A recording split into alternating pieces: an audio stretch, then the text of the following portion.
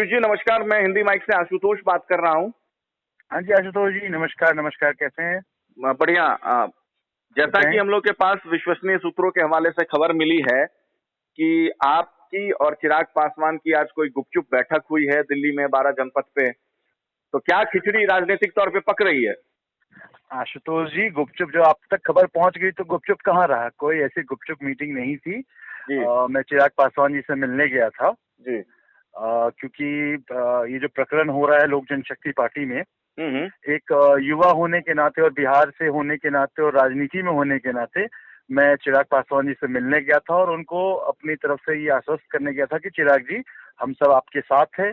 आपका जो main motive है बिहार फर्स्ट के अंतर्गत जो भी चीजें आप कह रहे थे कि अस्पतालों की व्यवस्था ठीक होनी चाहिए, शिक्षा की व्यवस्था ठीक होनी चाहिए, जो बिहार में भ्रष्टाचार लिप्त है उससे मुक्ति चाहिए, और जो भी तमाम मुद्दे हैं उसके ऊपर मैं उनसे प्रभावित हूँ, तो इसलिए मैं उनसे मिलने गया था और अपनी बात रखने गया था कि चिराग जी, मैं आपके साथ हूँ।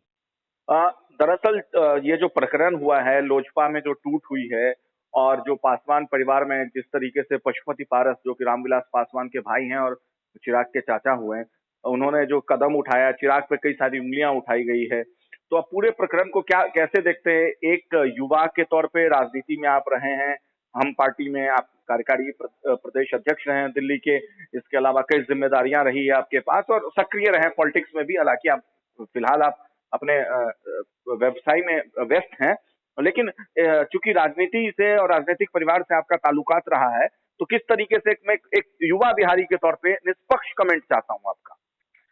देखिए आशुतोष जी, बहुत सिंपल सा ये बात है कि मैं एक छोटा सा एग्जांपल उदाहरण देता हूँ आपको। जैसे परिवार में पिता होते हैं और बच्चा कोई जिद करता है, चलो ठीक है, बच्चे की जिद सही हो या गलत हो, जो भी हो, तो कहीं ना कहीं पिता सोचता है कि चलो बच्चे को हम सपोर्ट करेंगे, या बच्चा कुछ जीवन में करना चाहता है कि पिताजी चाहते हैं कि बेटा मेरा इंजीनियर बने, बच्चा कहता है कि नहीं जी मैं तो आर्टिस्ट बनना चाहता हूँ, तो पिता हार के कहता है कि नहीं ठीक है बेटा तुम काम करो, मैं तुम्हें सपोर्ट करूंगा।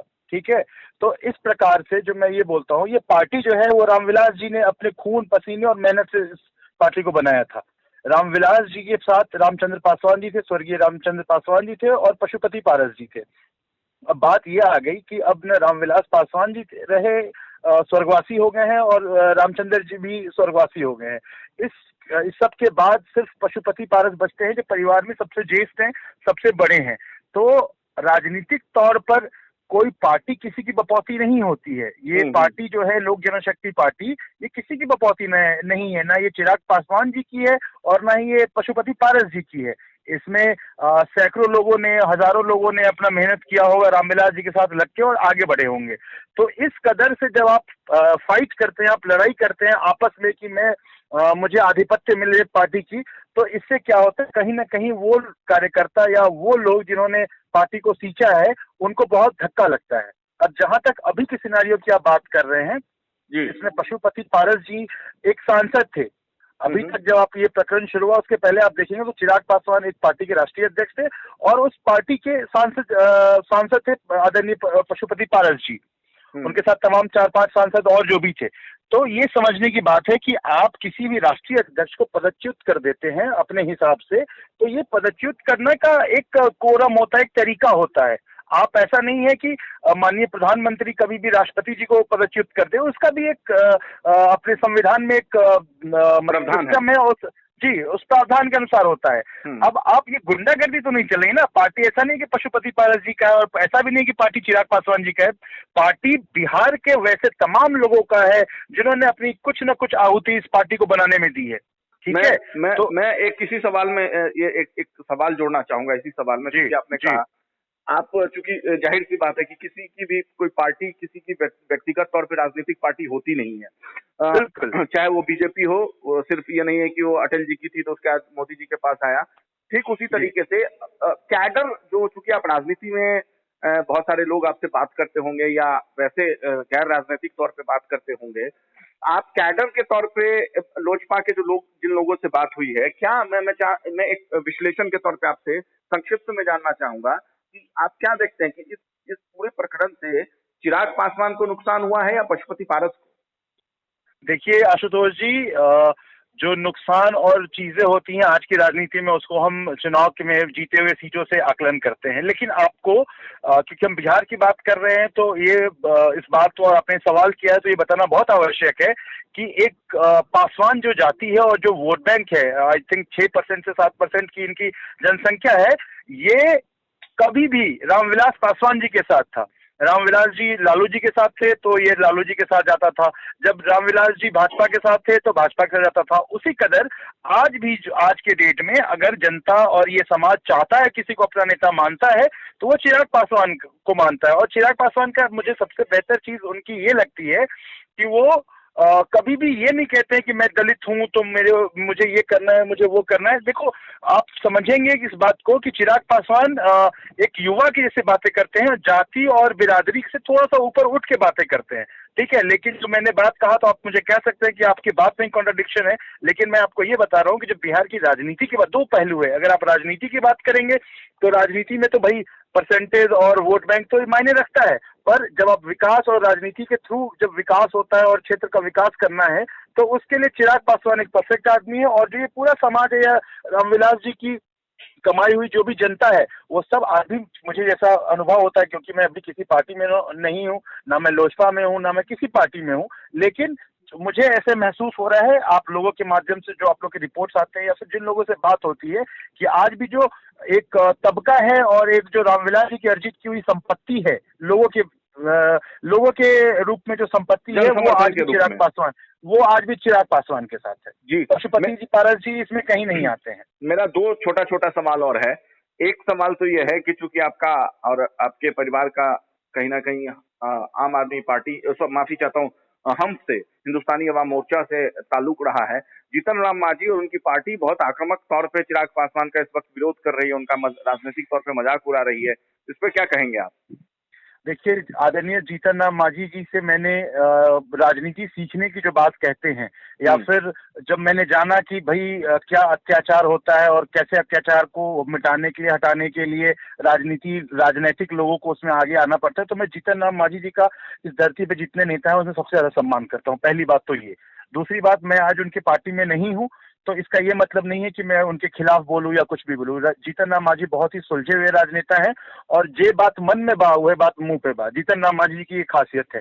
और जीतन राम मांझी जी के माध्यम से मुझे नहीं लगता है कि उन्होंने कभी भी, और जीतन राम मांझी की खासियत है कि वो कभी भी ऐसे शब्दों का प्रयोग नहीं करते हैं जिससे वो चाहे विरोधी हो चाहे पक्षधर हो उसे ठेस पहुंचे। और रही बात तमाम जो छोटे लोग हैं या फिर उनके परिवार में, जो उनके पार्टी में जो लोग भी अलग दायित्व है जिनके पास, वो कुछ भी बोलते हैं तो वो एक सिंपल सी बात है, वो जीतन राम मांझी को ये दिखाना चाहते हैं कि देखिए हम जदयू के साथ हैं। और मुझे तो बहुत हंसी आती है कि वहां पे मैं नाम नहीं लूंगा, लेकिन एक दो लोग ऐसे हैं कि जब जीतन राम मांझी जी लालू जी के साथ थे, मैं मंच पर था, जब तेजस्वी यादव आते थे तो लालू गाथा में बड़ी बड़ी बातें कर देते थे, और आज जब समय आया है तो वो नीतीश कुमार जी की बातें करते। तो ऐसे लोगों की बातों को आप भी तरजीह ना दें, हम भी नहीं देते हैं। वैसे जीतन राम मांझी के बारे में मुझे आप कुछ भी कहेंगे तो मैं यही कहूंगा कि वो सम्मानित व्यक्ति हैं और बहुत समझदार व्यक्ति हैं। मेरा आखिरी सवाल है, चूंकि आपके पिताजी एक कद्दावर नेता हैं, मुजफ्फरपुर इलाके में उनका अपना एक पैठ है, जन समर्थन है, और चूंकि बगावत की जो बिगुल है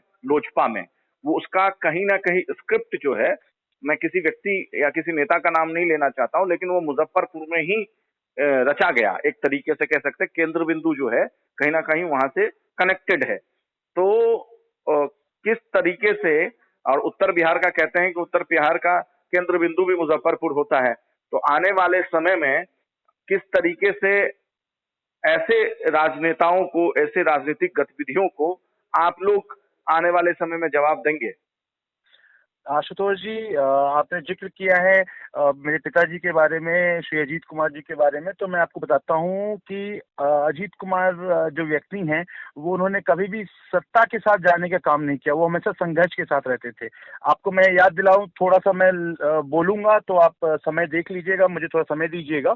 जब जी 2004 या 2004 के मिड में उन्होंने जब रामविलास पासवान जी की पार्टी ज्वाइन की, उस समय रामविलास पासवान जी के पास एक लोग नहीं थे, या फिर जो एक टीम बनी थी तो रामविलास पासवान जी के साथ उन्होंने ज्वाइन किया। रामविलास पासवान जी ने उस समय की जो परिस्थितियां थी उस हिसाब से उन्होंने रामविलास पासवान जी से अलग हो गए। उस समय नीतीश जी बहुत बड़े नेता या फिर बहुत बड़े पार्टी के नेता नहीं थे, वो संघर्षरत थे तो उनके साथ जुड़े। जब जीतन राम मांझी पर आप लोगों ने वही नीतीश कुमार जी और उनकी पार्टियों ने जब जीतन राम मांझी जी को परेशान करना शुरू किया तो वो जीतन राम मांझी जी के साथ थे। और आज अगर मैं नैतिकता के आधार पर या किसी मुद्दे के आधार पर चिराग पासवान जी के साथ होने की बात कर रहा हूं तो इसलिए कर रहा हूं कि हम और हमारे पिता और हमारे परिवार ने, हम लोगों ने यही चीज सीखा है कि संघर्ष जो है ना, संघर्ष से ही व्यक्ति की चीज जो भी समस्याएं होती हैं वो संघर्ष करने से, रोड पे संघर्ष करने से जो लोग जरूरतमंद है उनकी आवश्यकताएं पूरी होती है। और जिन लोगों की तरफ आपका इशारा है ना, वो एक माफिया है, वो जमीन माफिया कह लीजिए, शराब माफिया कह लीजिए।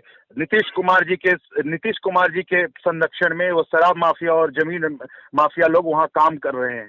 चिराग पासवान जी की गलती है कि उन्होंने ऐसे लोगों को वहां का सांसद बनाया, वीणा देवी जैसे लोगों को, ठीक है। और वीणा देवी के पास अगर जन समर्थन होता, वीणा देवी के पास अगर जन समर्थन होता और बहुत बड़ी दिनेश सिंह के पास अगर बहुत बड़ा समर्थन होता तो उनकी पुत्री वहां से नहीं हारती चुनाव।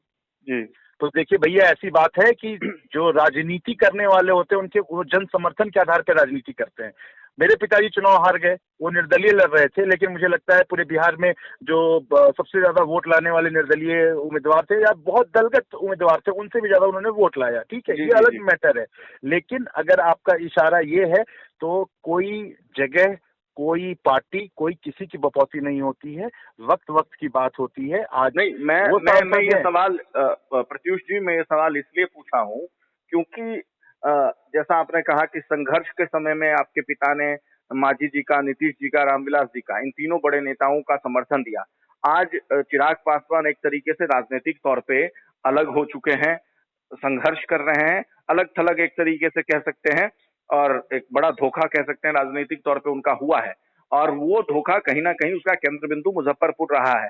तो आने वाले समय में अगर मान के चलिए किसी तरीके का एक कह सकते हैं पॉलिटिकल गठबंधन होता है आप लोगों के बीच में, क्या ऐसी संभावना है? क्या एक बार आपका परिवार फिर चिराग पासवान को साथ देगा अगर चिराग हाथ बढ़ाते हैं उस ऐसी परिस्थिति में? पॉइंट 1। पॉइंट 2 कि उसको, उनको जो परिवार इस तरीके से उनके साथ किया है उसको राजनीतिक तौर पे आप लोग क्या पटखनी देने के लिए तैयार हैं? देखिए आशुतोष जी, अभी हम किसी पार्टी में नहीं है, हमारे पिता भी किसी पार्टी में नहीं है। हम लोग बिना किसी दल के अपने माध्यम से जो भी क्षमता है उसके हिसाब से लोगों की मदद कर रहे हैं।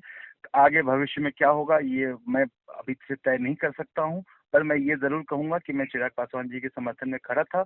और मुजफ्फरपुर केंद्र बिंदु हो या कुछ भी हो, जहां जिसकी जरूरत होगी, जहां सही चीजों की जरूरत होगी, जो आदमी विकास की बात करे, जो आदमी संघर्ष की बात करे, जो आदमी मेडिकल फैसिलिटीज की बात करे, बिहार में व्याप्त भ्रष्टाचार की बात करे, उसको ठीक करने की बात करे, बिहार में व्याप्त गुंडा राज को खत्म करने की बात करे, वैसे चाहे वो चिराग पासवान हो या जो भी हो, उनके साथ हम खड़े रहेंगे और बहुत मजबूती से खड़े रहेंगे। बहुत शुक्रिया प्रत्युष प्रांजल जी, हिंदी माइक से बात करने के लिए। बहुत बहुत शुभकामनाएं आपको। बहुत बहुत धन्यवाद।